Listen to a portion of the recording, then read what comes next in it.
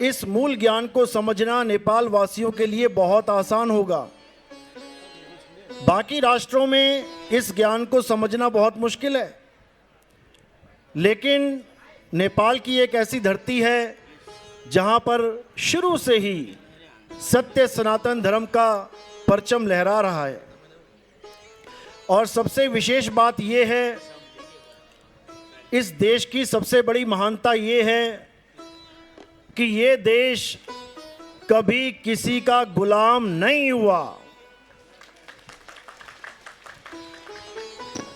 पूरे विश्व में बड़े बड़े देश जो कहते कहाते देश हैं वो तक गुलाम हो गए, लेकिन धन्य है यहाँ के नागरिक, धन्य है यहाँ के राजा और धन्य है यहाँ के गोरखा, जिनकी वजह से एक भी शासक इस देश पे राज नहीं कर पाया।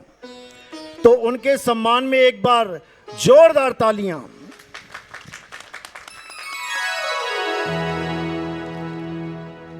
तो आज नेपाल की पावन धरती में मूल ज्ञान का प्रचार होने जा रहा है। सबसे पहले तो मैं अपने बारे में बता दूं, मेरा नाम नितिन दास है। वैसे तो मैं सतगुरु कबीर साहब का अनुयायी हूं, लेकिन जो हमारा धर्म है सत्य सनातन धर्म, मैं उसका ही प्रचार करता हूं। क्योंकि इस दुनिया में अगर कोई धर्म है तो वो केवल एक है, वो है सत्य सनातन धर्म। इसके अलावा जितने भी आपको दिखाई दे रहे हैं ये सब संप्रदाय हैं, ये पंथ हैं, इनमें से धर्म और कोई नहीं है। लेकिन हमें सत्य सनातन धर्म को गहराई से समझने की जरूरत है कि आखिर सत्य सनातन धर्म है क्या, ये कब से शुरू हुआ, किसने इसकी स्थापना करी। आप बाकी धर्मों को देखोगे जो तथाकथित धर्म हैं, मैं धर्म नहीं मानता उनको, जितने भी पंथ जितने भी संप्रदाय चल रहे हैं वो सब किसी ना किसी व्यक्ति विशेष के बाद चले हैं। जैसे ईसाई धर्म ईसा मसीह के आने के बाद चला है। ईसा मसीह ना आते तो क्या ईसाई धर्म होता? नहीं होता। सिख धर्म गुरुओं के आने के बाद चला है। अगर गुरु ना आते, गुरु नानक देव ना आते तो वो भी ना चल पाता। जैन धर्म, अगर महावीर जैन ना आते तो कोई जैन धर्म का नामो निशान ना होता। बुद्ध धर्म, अगर महात्मा बुद्ध ना आते तो इस धर्म का नामो निशान ना होता। लेकिन सत्य सनातन धर्म ऐसा धर्म है, अगर ये दुनिया भी ना होती तब भी सत्य सनातन धर्म था, है और रहेगा। क्योंकि ये धर्म किसी इंसान का चलाया धर्म नहीं है, ये धर्म स्वयं परम पिता परमात्मा का यथार्थ स्वरूप है। वो स्वयं सनातन है, परमात्मा ही सनातन है, परमात्मा के अलावा कोई सनातन है ही नहीं। इसीलिए हम कभी भी सत्य सनातन धर्म का आदि और अंत नहीं जान सकते, कभी नहीं जान सकते। कोई कितना ही जोर लगा ले, आखिर किसने चलाया ये कोई पता नहीं कर सकता। क्यों? क्योंकि इसका कोई आदि और अंत है ही नहीं। क्या है परिभाषा सनातन धर्म की? गीता अध्याय 2 24वें श्लोक में इसकी भरपूर जानकारी है। क्या कहते हैं? हे अर्जुन, ये आत्मा अजर अमर अविनाशी है। ये आत्मा हर जगह विराजमान है, सर्वव्यापी है। ये आत्मा अचल है, स्थिर है, ये कभी चलती नहीं है, ये कभी एक स्थान से दूसरे स्थान पे नहीं जाती। ये आत्मा पुरातन है, ये आत्मा ही सत्य सनातन है। और जो लोग आत्म ज्ञान को प्राप्त कर लेते हैं, वही सत्य सनातनी कहलाते हैं। तो इस दुनिया में दो प्रकार के ज्ञान हैं, एक पवित्र ज्ञान है, एक मूल ज्ञान है। पवित्र ज्ञान में जितने भी प्रकार के धर्म, पंथ, संप्रदाय चलते आ रहे हैं और चल रहे हैं, उन सबके ज्ञान को पवित्र ज्ञान बोला जाता है। क्यों बोला जाता है पवित्र ज्ञान? क्योंकि उस ज्ञान में जाने पर भी आप एक पवित्र आत्मा कहलाते हो। आप महात्मा बुद्ध के पंथ में चले गए, आप मुस्लिम पंथ में चले गए, आप सिख में चले गए, ईसाई में चले गए, आप भगवान भगवान, अल्लाह अल्लाह, वाहिगुरु वाहिगुरु, गॉड गॉड कर रहे हो। इसका मतलब आप एक धार्मिक आदमी हो, यानी आप एक पवित्र आत्मा हो। आप नशे नहीं कर रहे, आप जुआ नहीं खेल रहे, आप संहार नहीं कर रहे, नरसंहार नहीं कर रहे, झगड़ा नहीं कर रहे, कम से कम आप मंदिर, मस्जिद, गुरुद्वारे में जा रहे हो, भगवान को किसी भी रूप में याद कर रहे हो, तो आप एक पवित्र आत्मा हो।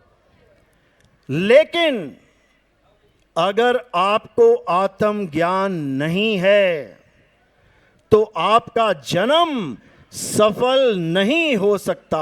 आपका जन्म पूजा पाठ में तो निकल जाएगा, आपका जन्म मंदिर, मस्जिद, गुरुद्वारे में जाके तो निकल जाएगा, लेकिन अगर आपको आत्मा का ज्ञान प्राप्त नहीं हुआ तो आपका जन्म मरण का बंधन कभी खत्म नहीं होगा। आप बार बार किसी ना किसी मां के गर्भ में जाते जाओगे और बार बार इस संसार में आते जाओगे। अब इस जन्म मरण के बंधन को खत्म करने के लिए गीता में श्री कृष्ण ने क्या ज्ञान दिया? केवल उसको समझने की जरूरत है। क्या कहते हैं कृष्ण जी? हे अर्जुन, ये मानुष जन्म बहुत अनमोल है। 1,84,000 भुगतने के बाद, 84 लाख योनियों में भ्रमण करने के बाद, एक बार, केवल एक बार के लिए ये इंसान चोला मिलता है, ये मनुष्य का जन्म मिलता है। और इस जन्म का लक्ष्य क्या है? केवल आत्म ज्ञान प्राप्त करना, केवल आत्म ज्ञान प्राप्त करना। ठीक है, हम जिस भी घर में पैदा हुए, हम जिस भी धर्म में पैदा हुए, हमारे माता पिता ने हमें उस धर्म से जोड़ दिया। किसी ने हमें मंदिर से जोड़ दिया, किसी ने मस्जिद से, किसी ने गुरुद्वारे, किसी ने चर्च से। लेकिन हमारे जीवन का मूल उद्देश्य आत्मा को प्राप्त करना है। उस आत्मा को जिसकी वजह से हम खा रहे हैं, पी रहे हैं, चल रहे हैं, बोल रहे हैं। हिंदू मंदिर तक जा पा रहा है, मुसलमान मस्जिद तक जा पा रहा है, ईसाई चर्च तक जा पा रहा है, सिख गुरुद्वारे तक जा पा रहा है। किसकी वजह से? इस आत्मा की वजह से। लेकिन इसी आत्मा का किसी को बोध नहीं है कि आखिर ये आत्मा है क्या। तो इसीलिए कृष्ण जी ने अर्जुन जी को बहुत बार समझाया कि हे अर्जुन, तू और मैं ये शरीर नहीं हैं, तू और मैं आत्मा हैं। ये शरीर तो हमारी आत्मा के कपड़े हैं। पता नहीं कितने शरीर मैंने और तूने पहनकर उतार डाले। कितनी बार हम इस मिट्टी से आए और इस मिट्टी में ही समा गए। लेकिन हमारा ना तो कभी जन्म हुआ, ना ही कभी मृत्यु। तो जन्म और मृत्यु किसका होता है? शरीर का। शरीर का। ये जितने भी शरीर बैठे हैं, जितने भी शरीर आपको इस दुनिया में दिखाई दे रहे हैं, ये सब एक दिन पैदा हुए थे और एक ना एक दिन खत्म हो जाएंगे। लेकिन इस शरीर को चलाने वाली आत्मा ना तो कभी पैदा हुई और ना ही उसका कभी नाश होगा। इसी आत्म ज्ञान को अध्याय 2 में कृष्ण जी ने विस्तार से समझा रखा है। जरूर जरूर आप अध्याय 2 का अध्ययन रोज करें। क्योंकि गीता का ज्ञान आत्मज्ञान है, ये सबसे ऊंचा ज्ञान है। केवल अपने आप को मंदिर मस्जिद गुरुद्वारे तक सीमित नहीं रखना है, आत्मा का ज्ञान प्राप्त करना है, आत्मा का ज्ञान। अध्याय 3 17वां श्लोक। हे अर्जुन, जो लोग अपनी आत्मा में रमण करते हैं, जो अपनी आत्मा में संतुष्ट हैं, जो अपनी आत्मा में तृप्त हैं, उनके लिए कोई धार्मिक कर्म कर्तव्य लागू ही नहीं रह जाता। केवल आत्म ज्ञान प्राप्त हो जाने पर ही परमात्मा की प्राप्ति होती है, क्योंकि परमात्मा हमारी आत्मा में विराजमान है। यही कबीर साहब समझा रहे हैं, ज्यों तिल माही तेल है और ज्यों चकमक में आग, तेरा साईं तुझ में है, जाग सके तो जाग। हमारा परमात्मा हमारी आत्मा में विराजमान है, लेकिन दुख की बात यह है कि हमें अपनी ही आत्मा का ज्ञान नहीं है कि हमारी आत्मा आखिर है तो है कैसी। हम केवल शरीरों को देख के एक दूसरे को पहचान के बैठे हैं। मेरी माँ, मेरा पिता, मेरा दादा, मेरी दादी, मेरे बच्चे केवल शरीरों को पकड़ के बैठे हैं, लेकिन आत्मा को नहीं जान पा रहे। मेरी माँ कोई शरीर नहीं है, मेरी माँ एक आत्मा है। शरीर का नाश हो जाएगा, लेकिन मेरी माँ का कभी नाश नहीं हो सकता। इसी प्रकार हमारे भाई बंधु, हमारे रिश्तेदार, ये सब अजर अमर अविनाशी हैं, लेकिन जो कपड़े इन्होंने पहन रखे हैं, जो शरीर इन्होंने धारण कर लिए हैं, वो शरीर एक दिन नाश हो जाएंगे। इसीलिए कृष्ण जी ने अर्जुन को कहा, हे अर्जुन, इस रणभूमि में ये जितने महाराजा राजा तुम्हें दिखाई दे रहे हैं, इनमें से एक भी ऐसा नहीं था, ऐसा कोई समय नहीं था जब ये नहीं थे, और ऐसा कोई समय नहीं आएगा जब ये नहीं होंगे। तू चाहकर भी इनको नहीं मार सकता, क्योंकि ये सब आत्मा है। आत्मा, तू केवल इनके शरीरों का नाश कर सकता है, और अगर तू नहीं भी नाश करेगा तो एक समय ऐसा आएगा जब इनके शरीर अपने आप नाश हो जाएंगे। मृत्यु केवल किसी के मारने से नहीं आती, मृत्यु अपने आप भी आती है। जैसे ही इस देह का समय पूर्ण हो जाता है, वैसे ही मृत्यु इस शरीर को दबोच लेती है, खत्म कर देती है। लेकिन मृत्यु कभी आत्मा को खत्म नहीं कर सकती। नैनम छिंदंती शस्त्राणि, नैनम दहती पावका, न चैनम क्लोदंता, न शोषति मारुता। हे अर्जुन, इस आत्मा को ना तो कोई शस्त्र काट सकता है, ना इस आत्मा को अग्नि जला सकती है, ना इस आत्मा को जल भिगो सकता है, ना ही इस आत्मा को वायु सुखा सकती है। इस आत्मा का कोई बाल बांका नहीं कर सकता। इतनी शक्तिशाली है ये आत्मा, लेकिन हमें इस आत्मा का ज्ञान ही नहीं है। हम केवल उन वस्तुओं को पकड़ के बैठ गए हैं जिनका जन्म होता है और मृत्यु होती है, जो खंडित हो जाते हैं, जो टूट जाते हैं, लेकिन कोई भी उस आत्मा को नहीं जान पा रहा जो अखंड है, जिसको कोई खत्म नहीं कर सकता। वो आत्मा ही सत्य सनातन है, और उसी आत्मा का ज्ञान प्राप्त करना हमारे मनुष्य जन्म का एकमात्र लक्ष्य है, एकमात्र। उसके अलावा हमारा कोई लक्ष्य है ही नहीं। तो कबीर साहब क्या कहते हैं, जल में मीन प्यासी, मोहे देखत आवे हासी, आत्म ज्ञान बिना नर भटके, कभी काबा कभी काशी। कि बिना आत्म ज्ञान के सब भटकते ही जा रहे हैं, कहीं भटकने की जरूरत नहीं है। तुम्हारा राम तुम्हारे घट में विराजमान है। इनका नाम राम क्यों रखा? किस कारण इनका नाम राम रखा?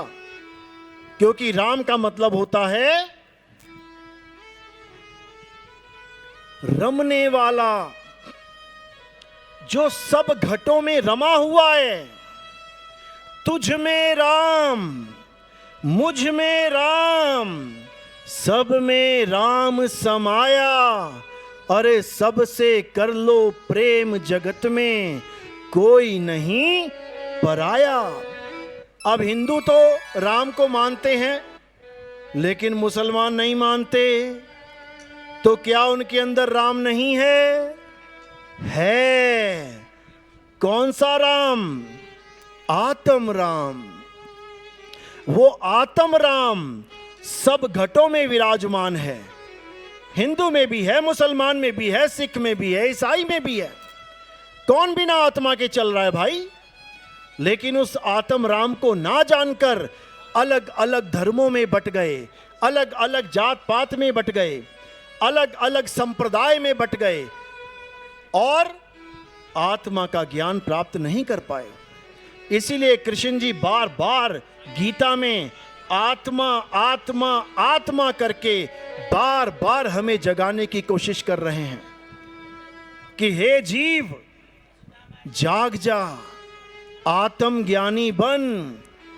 आत्मज्ञानी बनेगा तभी सत्य सनातनी कहलाएगा। उस आत्मा को जान, उस रमता राम को जान। राम का नाम राम इसलिए है क्योंकि सब में रम रहा है। उस राम को जब हम प्राप्त करेंगे तो हमारी शीतलता आएगी। इसीलिए राम के साथ जोड़ीदार कौन है? सीता। सीता का मतलब शीतलता, शीत। उसके साथ आप देखेंगे हनुमान है। हनुमान का मतलब क्या है? जो अपने मान यानी अपने अहंकार का हनन कर दे, खत्म कर दे। इतने बलशाली हैं, पूरा पर्वत उठा के ले आए। इतने बलशाली थे कि एक पल में रावण का नाश कर देते, लेकिन फिर भी कोई मान अहंकार नहीं और प्रभु राम के चरणों में दास बन के बैठे रहे। इसलिए उनका नाम है हनुमान। अब साथ में लक्ष्मण हैं। लक्ष्मण का क्या नाम है? क्यों रखा गया? लक्ष्य मन, यानी अपना लक्ष्य इस मन पे साध लो। यानी हमेशा इस मन के ऊपर नजर रखो कि कहीं ये तुम्हें भटका तो नहीं रहा, कहीं ये तुम्हें किसी गलत काम की तरफ तो नहीं ले जा रहा, कहीं ये तुम्हें आत्मज्ञान से कहीं दूर तो नहीं ले जा रहा। इसलिए इसका नाम लक्ष्मण है। दशरथ, दशरथ का नाम दशरथ क्यों है? दशरथ का मतलब है 10 इंद्रियों का रथ। कहां है वो 10 इंद्रियों का रथ? ये है वो 10 इंद्रियों का रथ। ये काया ही 10 इंद्रियों का रथ दशरथ है। 5 ज्ञान इंद्रियां, 5 कर्म इंद्रियां। ज्ञान इंद्रियां कौन कौन सी हैं? जिससे हमें ज्ञान होता है। आंख से हमें ज्ञान होता है, लाल है, काला है, पीला है रंग, आंख से पता लगता है। कान से हमें पता लगता है आवाज कैसी है। नाक से हमें पता लगता है खुशबू कैसी है। त्वचा से हमें पता लगता है गर्म है, ठंडा है। जीभ से हमें पता लगता है कड़वा है, मीठा है। और 5 कर्म इंद्रियां, हाथ, पैर, लिंग, गुदा और ये मुख। इन्हीं 10 इंद्रियों के रथ को कौन चला रहा है? राम। जैसे ही राम का वियोग होता है यानी वनवास होता है, उसी वक्त ये दशरथ प्राण त्याग देता है। राम की जुदाई ये दशरथ सहन नहीं कर सकता, यानी ये शरीर आत्मा की जुदाई सहन नहीं कर सकता। जैसे ही आत्मा अलग हुई, ये शरीर मिट्टी हो जाता है, मिट्टी हो जाता है। तो आज समय की थोड़ी कमी है यहाँ पे, लेकिन आप हमारे सत्संग यूट्यूब चैनल कहत कबीर सुनो भाई साधो नितिन दास में सुन सकते हैं, या फिर आप यूट्यूब पे सर्च करेंगे नितिन दास के सत्संग, आपको भरपूर सत्संग मिलेंगे और आपको सत्य सनातन धर्म की पूर्ण जानकारी मिलेगी। तो इन्हीं शब्दों के साथ मैं अपनी वाणी पे विराम देता हूं। अब आगे का प्रोग्राम अध्यक्ष महोदय आपको समझाएंगे। बोलिए परमपिता परमात्मा की जय हो, सत्य सनातन धर्म की जय हो, सभी की, सभी महंतों की, आज के आनंद की, सतनाम साहिब बंदगी। राधे राधे, सतनाम सतनाम। जय हो। बोलो भक्तवत्सल भगवान को। बडा सुन्दर भावका साथमा यो दिव्य प्रवचन प्रारम्भ भयो। हृदयबाट हार्दिक सम्मान छ, सद्गुरुदेवलाई विशेष सम्मान छ। धर्म र न्यायले हरेक युगमा एउटै आवाज छोडेका छन्, तिमीले मेरो रक्षा गर्यौ भने म तिम्रो रक्षा गरिरहनेछु। अधर्मको बाटो लिएर जित हात पार्नुभन्दा धर्मको बाटो लिएर हार्नु नै बेस भन्छ नीतिले। त्यसर्थ हामीले सत्कर्ममा लाग्ने, सद्गतिमा लाग्ने र सद्विचार मानस पटलमा जगाउने कार्य सदा सर्वदा गर्नुपर्छ। सबैलाई विशेष सम्मान छ, जोरदार ताली बजाइदिनु होला। र महत्त्वपूर्ण कर्ममा हामी चलचित्र नाइ नभन्नु ल र समर लभका निर्देशक मुस्कान ढकालज्यू हाम्रो बिचमा पाल्नु भएको छ। गोविन्द प्रसाद ढकाल, मैया ढकाल, कोपिला ढकाल काभ्रे मण्डप देवपुर 1 निवासी हुनुहुन्छ। उहाँहरूले रु 10,055 सेवा अर्पण गर्नुभएको छ। जोरदार तालिका साथमा सम्मान ग्रहण गर्न मञ्चमा आइदिनु होला। निता बर्तौला हुनुहुन्छ, खड्गबहादुर बर्तौला, बिन्दा बर्तौला, त्यसै गरी केशव बर्तौला, लीला बर्तौला, विजय थापा 5,100 प्रदान गर्नुभएको छ। जोरदार तालिका साथमा सम्मान ग्रहण गर्न मञ्चमा आइदिनु होला। यसै गरी हाम्रो बिचमा पुस्तक बहादुर खत्री हुनुहुन्छ, उहाँले गोर्खाबाट 5,555 अर्पण गर्नुभएको छ। सम्मान ग्रहण गर्न मञ्चमा आइदिनु होला। प्रज्वल प्रियङ्का सुवेदी हुनुहुन्छ, सावैलबाट 5,050 अर्पण गर्नुभएको छ। सम्मान ग्रहण गर्न मञ्चमा आइदिनु होला। कौशिला गौडेल हुनुहुन्छ, तोपलाल गौडेल, उहाँहरूले 5,055 अर्पण गर्नुभएको छ। चलचित्र नाइ नभन्नु ल लगायतको टिम चलचित्र निर्देशन गर्नुहुने मैले भनिसकेँ नि। यसै गरी दानवीर दाताहरू रामेश्वर पौडेल र उषा पौडेल हुनुहुन्छ, उहाँले उषा र निरज पौडेल काठमाडौँबाट रु 25,552 अर्पण गर्नुभएको छ। सम्मान ग्रहण गर्न मञ्चमा आइदिनु होला। चेतनाथ सिग्देल हुनुहुन्छ, सपरिवार 15,015 अर्पण गरेर शिलामा नाम लेखाउनु भएको छ। यसै गरी धर्मराज ढकाल र श्रीमती फुलमाया ढकाल, नाति ढोलराज ढकाल हुनुहुन्छ, गुल्मी, हाल युके लन्डनमा 27,950 अर्पण गर्नुभएको छ। जोरदार तालिका साथमा सम्मान ग्रहण गर्न मञ्चमा आइदिनु होला। कौशिला तोपलाल गौडेलज्यूलाई मैले विशेष सम्मान व्यक्त गरिसकेको छु। यसै गरी हाम्रो बिचमा मनोरामा रेग्मी हुनुहुन्छ, काठमाडौँबाट 5,100 प्रदान गर्नुभएको छ। जोरदार तालिका साथमा सम्मान ग्रहण गर्न मञ्चमा आइदिनु होला। त्यसै गरी धनप्रसाद नेउपाने हुनुहुन्छ, काठमाडौँ 31बाट 21,005 अर्पण गरेर उहाँले शिलामा नाम लेखाउनु भएको छ। जोरदार तालीसे सम्मान ग्रहण गर्न मञ्चमा आइदिनु होला। यसै गरी हाम्रो बिचमा नानी मैया खड्का हुनुहुन्छ, सिन्धुपाल्चोक मेलम्चीबाट 5,100 प्रदान गर्नुभएको छ। सम्मान ग्रहण गर्न मञ्चमा आइदिनु होला। बोलो भक्तवत्सल भगवानको। अब भने हामी एउटा महत्त्वपूर्ण कर्म प्रारम्भ गर्दैछौँ। भजन भिडियो सामग्री विमोचन हुँदैछ र बिचमा रामेश्वर पौडेल र उषा पौडेल भवन निर्माण सहयोगार्थ काठमाडौँ 9 गौरी गाउँबाट अत्यन्त आदरणीय दानवीरदाता रामेश्वर पौडेल र उषा पौडेलज्यूले रु 25,555 प्रदान गर्नुभएको छ र आजीवन सदस्य बन्नुभएको छ। जोरदार तालिका साथमा सम्मान ग्रहण गर्न मञ्चमा आइदिनु होला। बोल भक्तवत्सल भगवानको।